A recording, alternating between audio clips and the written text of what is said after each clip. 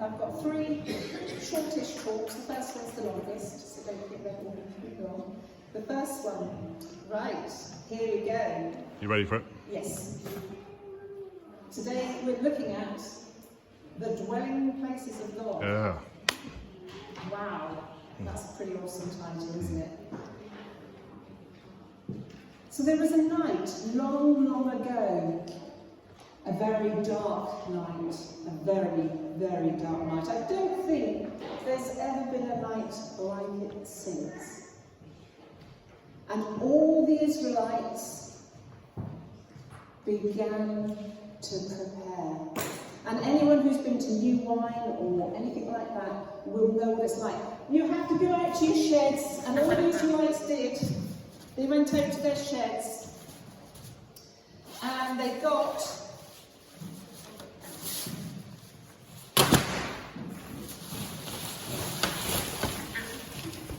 I thought it'd take too long to get them all.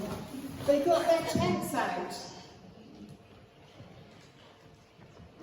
We've never thought like that, have we? They all had to go and prepare all their camping gear, their pots and their pans and their tents, usually made of goat's hair, not this wonderful weather for it, but they didn't have the weather that we get.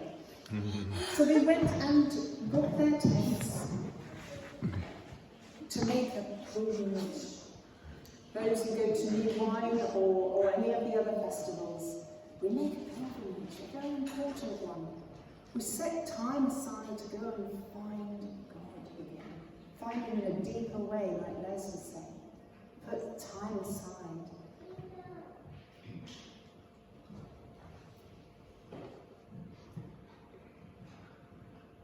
In Exodus 25, verse 8, it says, "Let them make me a sanctuary that I may dwell among them, according to all that I show you." That is the pattern of the tabernacle, the pattern of all its functions, just so you shall make it. Wow, God just loves details. He loves details, and He's not going to dwell in a place that isn't perfect, because He is perfect. So whilst the Israelites were getting all that ready, when they got into the wilderness, they had to make a tabernacle. A tabernacle is a portable sanctuary that served as a dwelling place of God. A dwelling place of God. Imagine it, imagine it. So, I'll need some help. We're going to set up the tabernacle in this very room. Oh. So I'll need some help. Oh, need some help. Help us come down. Yeah, need some helpers. Right.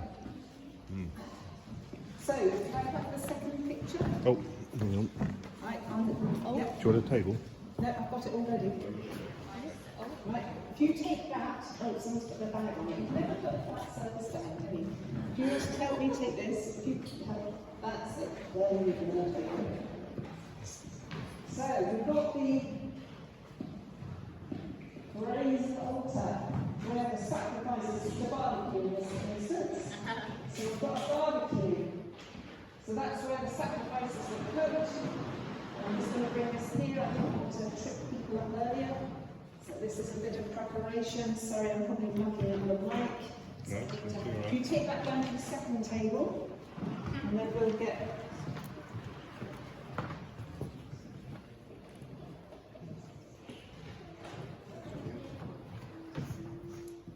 Right, put that on the floor. Hopefully we can get this one working.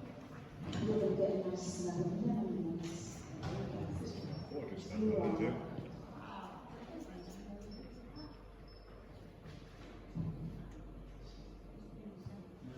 we go, good. So that's incense. Can I have the next picture? So this is what they set up. And then we've got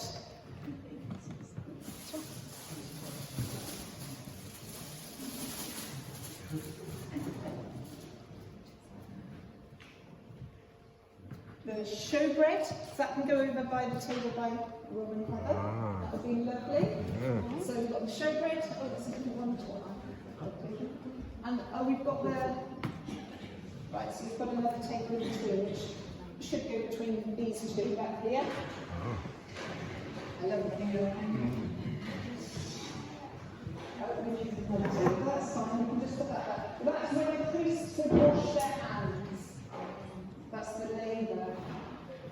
where the priests would wash their hands and their feet to prepare the holiness of God. Wow. So we've now got, oh, and there's a veil. Oh, Back up. so there's a veil between the incense and the laver, the pan washing. So there's a veil. I didn't think it was King's School allowed to build something. And then, most important, then there's another one at the end. We've got the Holy of Holies. Let's put the torch on, make it look a bit more. Alright? The Holy of Holies.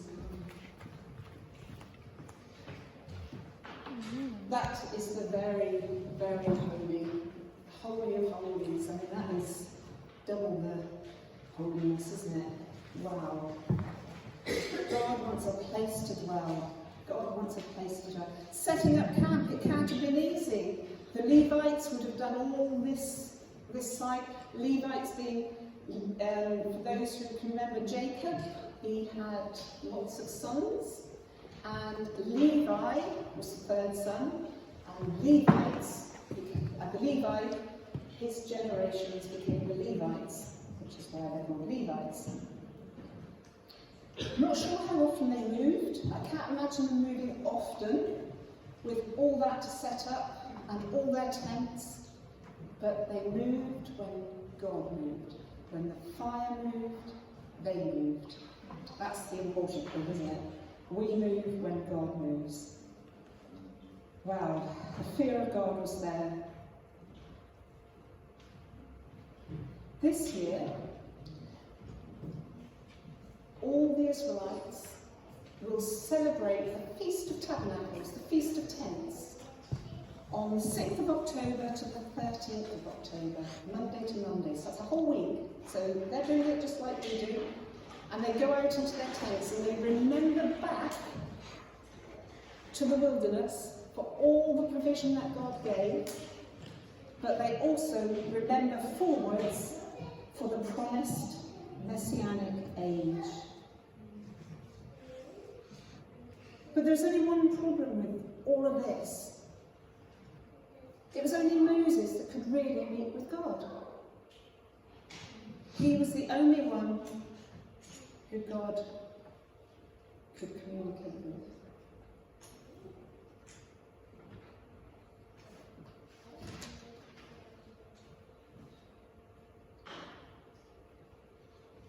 A couple of questions about the time in the wilderness. Questions I've had for a long time. What was God's plan A? What was God's plan A? Because we hear, you know, the people are grumbling about the food. But they've gone without water for over 3 days. That's not great for our human bodies, which God made. He knows we need water. And apart from what they carried with them, they'd gone without fresh food. It was on the 15th day of the 2nd month that they started grumbling. So that's 75 days that they'd just eaten what was in their backpacks. I mean, I'd be grumbling. Anyone else? You know, it's kind of, and it would all be the same. You haven't got your cupboards with you. It would be whatever, you know, the flour mixed with, well, there's no water. So we'd be grumbling, wouldn't we? So what was God's plan A? Because I think they got plan B. I think because the people grumbled, they just got manna. And when they got fed up with that, they got quail.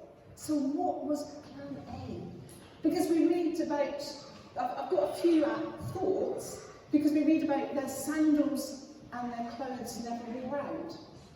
So maybe God thought that I'll just make it so that they're supernaturally never hungry. They can just keep going. Maybe. But I wonder if they had in faith said, God, you are the God that brought us out. We saw the miracles, we saw the plagues. We know you're the God. We can see the fire at night. We can see the cloud during the day. We know you are a miraculous God. instead of grumbling, would God have put Psalm 23:5 in place? I prepare a table, a banquet before you. Would God supernaturally just provide it? Would there have been a table set in each tent suddenly? Would that have been? What do we miss out on because we grumble and don't step out in faith and pray? It's just a thought, but it's just these questions I let my mind dwell on. Anyway, going back to the tabernacle. After the wilderness, the tabernacle stayed at Gilgal in the land of Canaan, then went to Shiloh in Ephraimite territory, and then King Saul moved it to Nob. And it was in Gibeon after Nob was destroyed. Eventually, all the bits and pieces, not the tent, but eventually all the things that were important ended up in Solomon's temple. And with that, we meet again in a minute.